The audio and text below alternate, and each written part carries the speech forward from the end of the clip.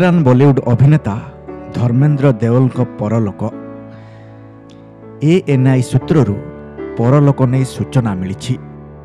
89 वर्ष बयस मुंबई बासभवन में तांकर देहांत घटी।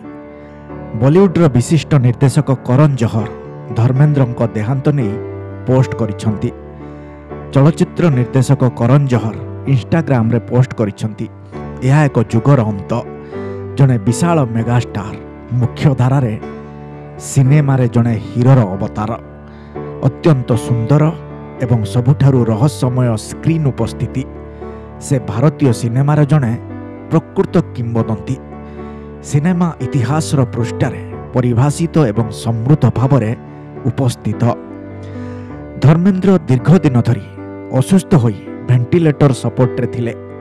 तांको असुस्थतार गुजब पर तांको हॉस्पिटल डिस्चार्ज करा जाइथिला।